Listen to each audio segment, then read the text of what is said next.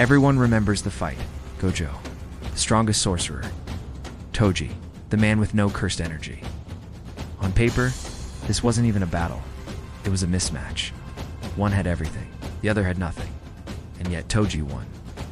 That alone should tell you something is wrong. Because if strength decides everything, this fight should have ended instantly.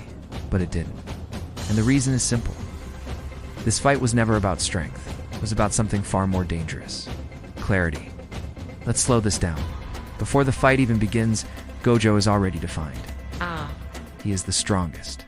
Not just powerful, but labeled. And labels are dangerous, because once you believe you are something, you stop questioning it. Gojo doesn't fight to understand, he fights to confirm. To confirm that he is untouchable, that he is above everyone else, that nothing can reach him. And that belief creates the first weakness. Overconfidence is not loud, it is quiet. It sits in your decisions, in your timing, in your assumptions. And Gojo assumes one thing: no one without cursed energy can threaten him. That assumption is where the fight is lost. Now look at Toji. No cursed energy, no recognition, no identity inside the system. He is invisible, and invisibility creates freedom, because when no one expects anything from you, you are not limited by expectation. Toji doesn't fight to prove anything. He doesn't care about titles. He doesn't care about status. He doesn't care about being the strongest. He only cares about one thing: winning. And that difference changes everything. Gojo fights like someone who cannot lose.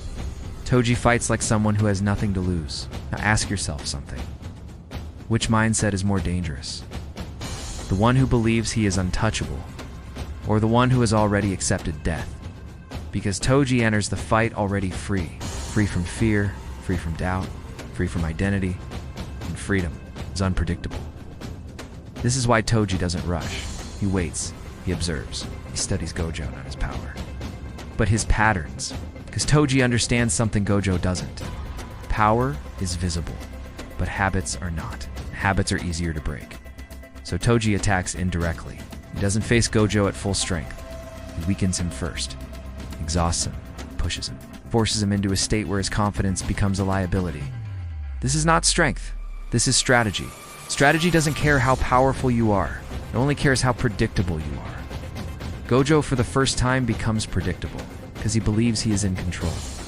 And the moment you believe that, you stop looking for danger. That is when danger finds you. Now here's the turning point. When Toji finally strikes, it doesn't feel like a battle. It feels like a collapse. Not of power, but of belief. Because Gojo doesn't just get injured, he gets shocked. And shock is important, because it breaks certainty. For the first time, Gojo realizes something terrifying. He can lose. And that realization is heavier than any attack. Because once doubt enters your mind, your strength starts to hesitate. And hesitation is fatal. But here's where the story flips. Because after that moment, Gojo changes. Not physically, mentally. He stops relying on identity. He stops assuming. He starts understanding. And that's when he awakens. Now most people think this is where Gojo wins because he becomes stronger. But that's not true. Gojo wins because he becomes aware. Awareness is different from strength. Strength can overpower. Awareness adapts. Before, Gojo was powerful but blind.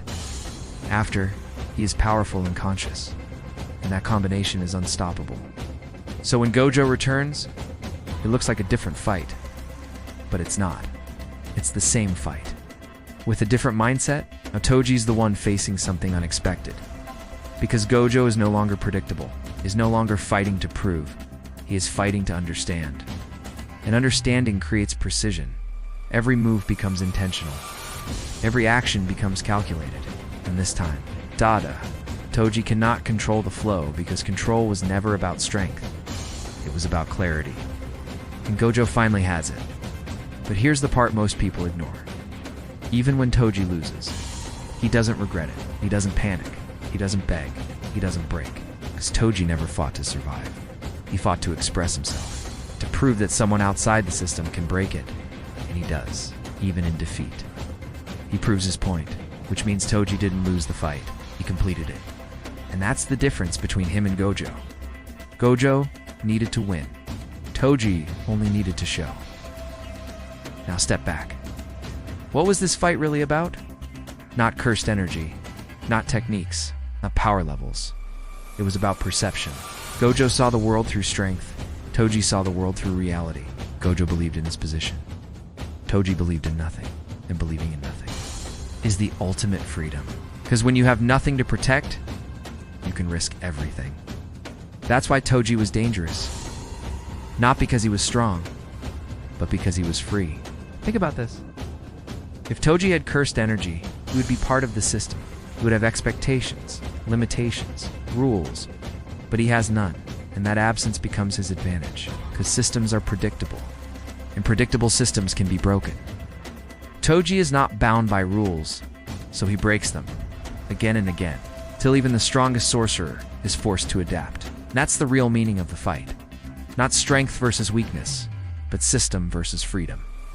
Now here's the final truth. Gojo becomes the strongest, not because of his power, but because of what Toji did to him. Toji forced Gojo to confront his own illusion. The illusion that strength is enough.